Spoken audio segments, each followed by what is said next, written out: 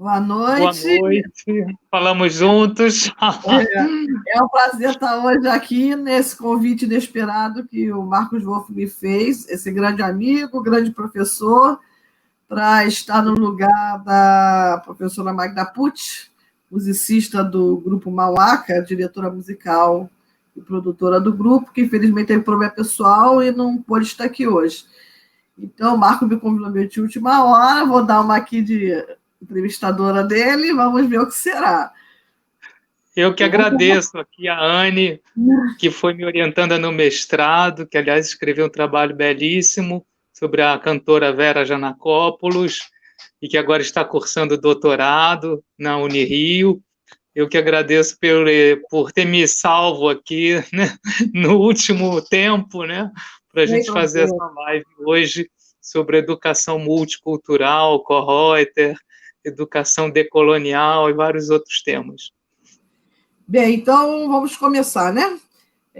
A primeira coisa que eu quero gostaria que você falasse é sobre a sua relação com o Kürreuter, porque a gente conhece o Kürreuter normalmente como musicista, mas você foi aluno dele. Então, que você falasse um pouco de quando você começou a ter aula com ele, né? E como é que ele é como educador. Tá certo. Então, vou ter que voltar no tempo, assim, para o ano de 1986, quando eu ganhei uma bolsa da Funarte. Foi um concurso público que houve, eu cursava História, estava na graduação em História lá na PUC do Rio, e fazia também aula de música na Unirio, né, a graduação em música. E aí eu me interessei pelo grupo Música Viva e fiz um projeto sobre esse grupo que Kürreuter fundou nos anos 40, logo que chegou ao Rio de Janeiro, né, fugindo da Alemanha nazista, e eu fui entrevistá-lo lá naquela casa onde ele ficava, era a casa da Margarita Chá, que é a esposa, a cantora, e nossa conversa foi tão boa que eu fiquei tão encantado com o mestre que resolvi perguntar se ele me daria aula de composição, né? E aí fiz um período de aulas com ele. Aliás, eu dividi essa aula com o Rodrigo Tichelli, compositor, né? Que hoje é professor da UFRJ já há bastante tempo. E nós fizemos aula com o Kürreuter. Depois, eu, na época do meu mestrado em História, foi sobre Renascimento, música do Renascimento, ele me ajudou bastante, foi meu co-orientador. Eu montei um grupo também de análise musical com ele, e foi assim que eu fui me aproximando do Kürreuter, até que ele percebeu minhas afinidades com a cultura indiana, né? E me convidou para ir para a Índia com ele em 1989, o Festival de Madras. Ele fez uma palestra no MAN, inesquecível, sobre os princípios estéticos da cultura indiana. Eu que já gostava bastante, né, praticava yoga, acabei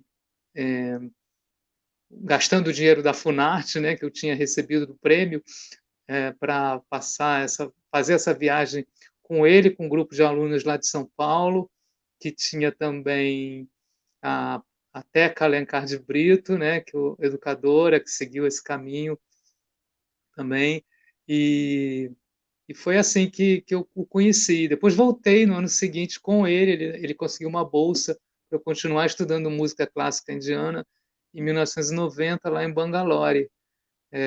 Consegui uma bolsa para eu ter aula com um cantor indiano, para fazer canto hindustani. E eu já estudava com a Mita Ravindra, né, um pouco, uma vez por mês ela vinha ao Rio, eu fazia aula de canto indiano com ela, e aí foi maravilhosa essa viagem, essas duas viagens com ele e com um grupo de alunos. Foi assim. E como ele era como professor, assim, como educador? Olha, ele tinha suas contradições, ninguém é perfeito, né? Mas ele tinha essa coisa de querer passar muito do que ele tinha aprendido lá no Oriente. Ele gostava de escutar também, ele analisava muito o que a gente estava compondo, e ele me introduziu na técnica dodecafônica, mas depois ele viu que o meu caminho era mais minimalista, e aí ele escutava muito o aluno, né? Depois ele escreveu sobre isso, essa coisa do professor que é um incentivador, que motiva, né? E aí ele começava a falar sobre os princípios, alguns princípios estéticos, como é que a gente podia trazer isso para a música, né? Os princípios do vazio, da relação entre som e silêncio, eram várias coisas que ele estava pensando e que ele abria assim nas aulas para conversar com a gente. E qual era o envolvimento dele com essas culturas orientais? No caso, a indiana, japonesa ou qualquer outra que eu particularmente não tenho conhecimento. Então, era profundo, né? Eu agora no pós-doc, desses últimos 5 anos, né? 2015 até 2019, eu fiquei fazendo a pesquisa sobre o pensamento estético de Konnreuter, e aí eu fui lá na Fundação Konnreuter, que é um acervo que está dentro da Escola de Música de São João, da Universidade Federal de São João del Rei, e aí eu descobri que ele produziu obras onde ele incorporou as sonoridades da música indiana clássica e da música japonesa, né? Tem os tankas, né? E também tem o concerto para sitar e orquestra. E também descobri que ele escreveu textos sobre a música da Índia, tem um que tem esse título, sobre a história da música indiana. Sim, e quando eu fui à Índia com ele, achei que foi a primeira vez, ele me levou lá em Nova Delhi, na escola onde ele teve aulas com o professor de citar com o professor Vinayak Torve. Então, assim, eu já suspeitava que ele tinha esse envolvimento grande, e agora no pós-doc descobri que realmente ele se aprofundou bastante, né? Aliás, nesse acervo a gente encontra muitas obras sobre cultura de autores indianos que ele lia, né, de autores japoneses, sobre a arte, sobre o teatro no, kabuki.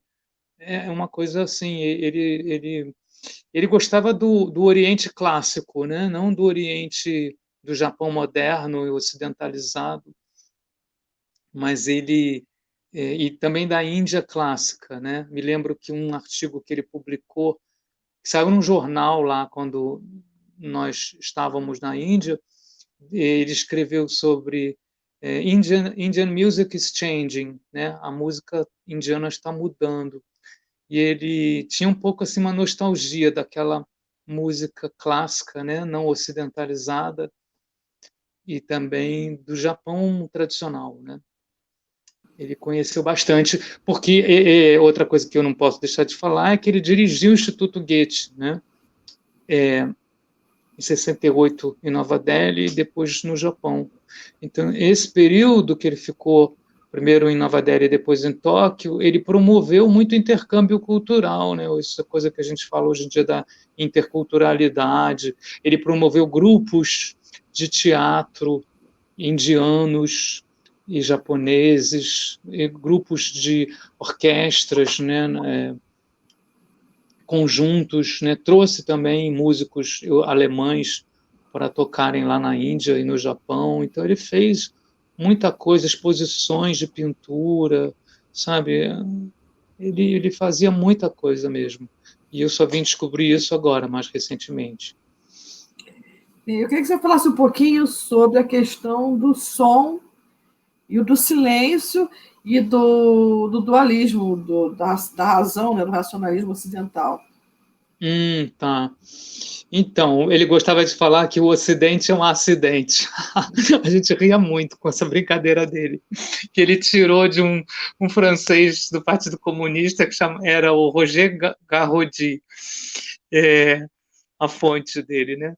Então ele dizia que o Ocidente moderno tinha saído dos trilhos, né? Tinha sofrido um acidente de percurso, porque o pensamento cartesiano que separou sujeito e objeto, né?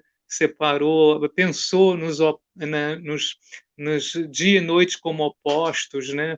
E criou, dentro do campo da música, criou essa coisa da forma sonata, né? Do primeiro tema e segundo tema, tônica e dominante. Ele via isso como expressões do dualismo, né? De um racionalismo que levou o Ocidente a um excesso de individualismo, porque a coisa do artista, né? Do indivíduo que vai deixar sua marca, né? Isso, ele criticava essa exacerbação do individualismo, né? E ele admirava o oposto disso no Oriente, que ele encontrava assim a coisa da família, da coletividade, muito forte lá na Índia, né? No Japão também.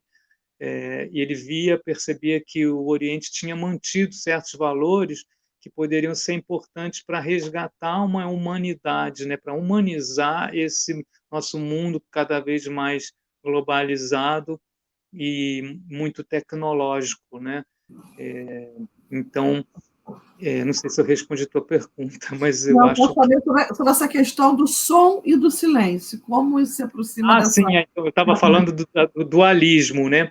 E então, assim, um dos outros aspectos que ele absorveu dessa visão mais japonesa do Zen budismo, que também está na música clássica indiana, foi essa visão de que o som e o silêncio formam um todo, né? Porque o silêncio não é ausência de som, né? O silêncio está ligado a uma fonte, né? Esse som, esse silêncio, ele é a paz que resulta de repetição de determinadas estruturas, de uma certa monotonia que existe nessas tradições musicais. Quando a gente faz uma raga, né? Uma estrutura melódica, ela tem toda uma estrutura que não sai daquilo, aquilo gera um silenciamento, vamos dizer assim, né?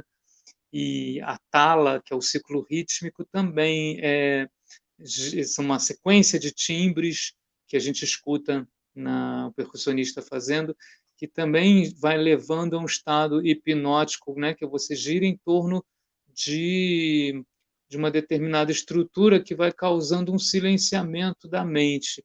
Então, ele pensou o som não como oposto ao silêncio, mas como complementares. Tal como no taoísmo você tem o yin e o yang, né? Dentro do yin-yang você tem o yin, dentro do yin você tem o yang. Então, isso está muito presente no pensamento de Koroiter, né? E ele procurou absorver muito isso, colocar isso na música dele também. Quando a gente vai falar de Oriente,